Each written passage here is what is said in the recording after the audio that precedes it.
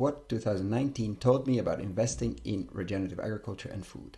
Wow, what a year. Thank you all for listening, sharing and supporting this work. Some facts of this year. Streams. We had more than 25 new episodes. In total more than 50,000 streams, 7 short tracks, among them a piece with Alan Savory on lobbying and what the role of investors should be there, 13 summaries of episodes, and the year isn't over yet.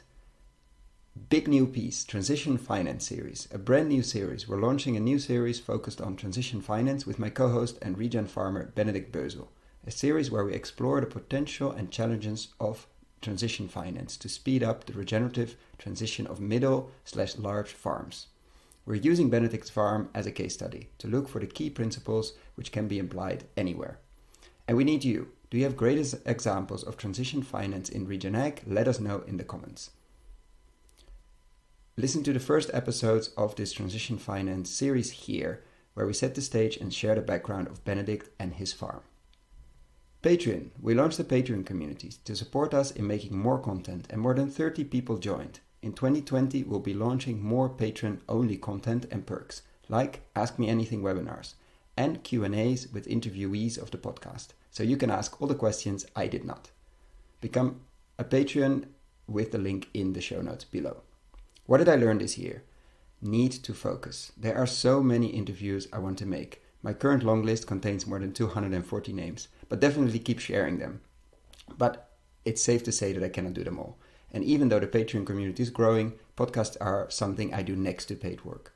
So in the beginning of this year, in 2019, since then I've been trying, but not always succeeding, to focus on the parts within the regen ag and food space with the highest potential impact.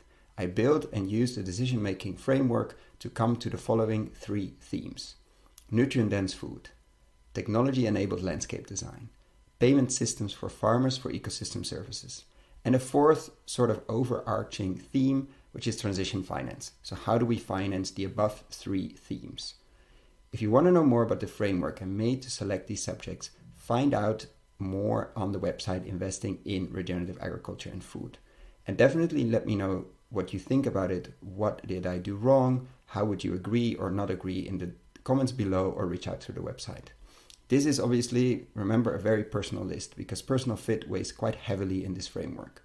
So you would probably come up with a different set of priorities. And I'm very interested about it, so please let me know. Wishing you an extremely joyful holiday season and looking forward to regenerate much more soils and many more hectares in 2020 and in the next decade. Many thanks. And now a deeper dive into the 4 themes of the regen ag and food space. Enjoy! Technology-enabled landscape design. What is needed to take regenerative agriculture to the watershed/ecosystem level? To answer the question, what to plant, where and why. Taking into account climate models for the next 20 years, indigenous knowledge, market circumstances and much more. A series of interviews with the leading landscape doers which might make this shift finally possible. Look for the playlist on SoundCloud or in the description below. Why is this now possible? Deep learning maybe finally make it possible for network effects in landscape restoration to be able to see those effects and to actually connect those. And to answer part of the question, what to plant, where and why for maximum effect. I've done some recent interviews on these which can be found below with Braza, Landlife Company, WWF Landscape Finance Lab and Zach Wise of Elemental Ecosystems. Making nutrients visible, another huge theme of 2019. How to make nutrient differences visible in regenerative food. Will new technologies show the link between healthy soils, healthy produce, healthy gut, and healthy people to consumers and investors, and thus revolutionize the food and agriculture industry? This is a series of interviews with new technology providers who are promising this over the next, let's say, 5 years. Again, this playlist can be found on SoundCloud or in your favorite podcast app. Why is this now happening? Technology may finally make this instant and affordable and show the relationship with healthy soils. Some recent interviews on these: Dan Kittredge of the Bionutrient Food Association and Greg Shoemaker of Teak Origin. And stay tuned for 2020 for more interviews on this. Payment systems for carbon, water storage in healthy soils. Pay farmers for ecosystem services like biodiversity, water storage and carbon storage. Paying enough for good nutrient-dense food isn't enough for the huge transition needed. Why is this happening now? Blockchain and similar tech plus maybe markets are finally getting ready to pay for water storage, biodiversity and carbon storage. Obviously, we don't know when this is going to happen. Some recent interviews on this: Tony Lovell of SLM Partners and Paul Chatterton of WWF Landscape Finance Lab. And then transition finance. Transition finance, which is needed to finance this huge transition mentioned above. How funds, investment vehicles are stepping in to finance these transitions in companies and on farms. Looking at climate bonds, green bonds, new fund vehicles, blended finance, crowd lending, funding, etc., etc. Why is this happening now? More and more fund managers and investors, high net worth individuals, retail, foundations are seeing the potential of soil. Recent interviews on this. An update with Geert van der Veer of Herenboeren, Sean Kidney of the Climate Bonds Initiative, and Bert Glover of Impact Ag Partners.